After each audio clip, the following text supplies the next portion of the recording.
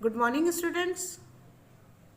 Today we will study our new poem Bird Talk from Unit 2 of your Marigold book. So, students, let's begin. The meaning of Bird Talk is birds की बातें.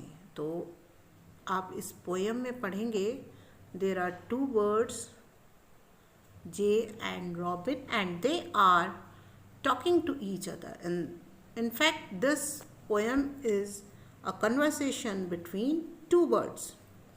And students, what are they talking about? They are talking about the humans, and they are boasting about that what the birds can do and the people cannot do.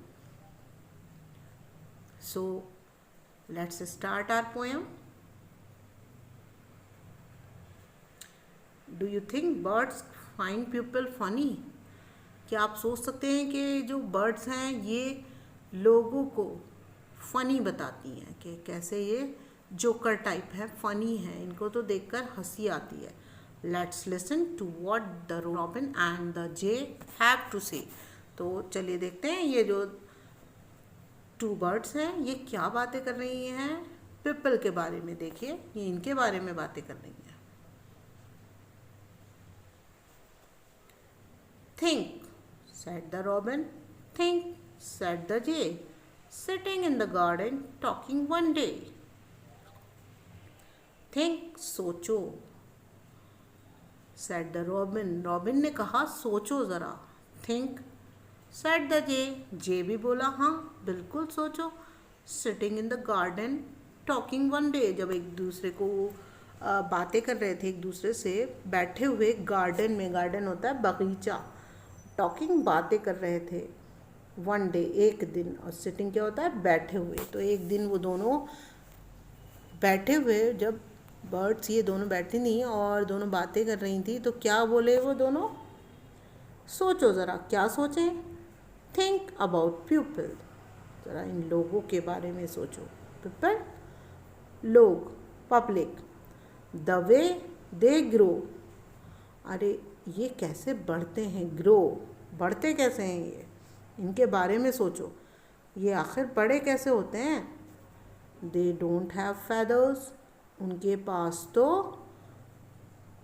Feathers भी नहीं है यानी पंख नहीं है, wings नहीं है इनके. ये कैसे बढ़ते हैं और इनके पास तो फेदर भी नहीं है. At all you know. कि आखिर इनके बारे में आप जानते हो कुछ. ये तो पता नहीं कैसे बढ़ते होंगे कि इनके फेदर भी नहीं है और इनका जो ग्रोथ होती है वो कैसे होती है मालूम नहीं. They don't eat beetles. They don't grow wings. They don't like sitting on wires and things. They यहाँ पर दे किसको कहा गया है? पीपल को. डोंट उनको क्या नहीं करते हैं? ईट खाते हैं. बीटल्स वो तो बीटल्स भी नहीं खाते. जैसे हम लोग ये बता रही हैं बर्ड्स के जैसे हम खाते हैं ना.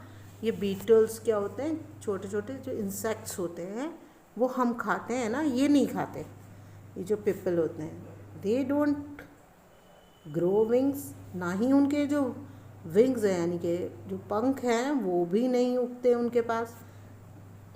यानी कि उनके विंग्स भी नहीं होते हैं. ना वो बीटल खाते हैं. छोटे छोटे जो इंसेक्ट हम खाते हैं ये वो नहीं खा सकते और हम बीटल्स को खा सकते हैं. और ऐसे ही विंग्स हैं इनके विंग्स भी ग्रो नहीं होते हैं. दे डोंट लाइक सिटिंग. और ना ही वो लाइक मीन्स पसंद करते हैं बैठना ऑन वायर्स तारों पर. जैसे हम कहीं पे भी छोटी सी जगह में तारों पर बैठ जाते हैं. इलेक्ट्रिसिटी वायर्स पे भी आपने देखा होगा कि ये बर्ड्स बैठ जाती हैं आराम से.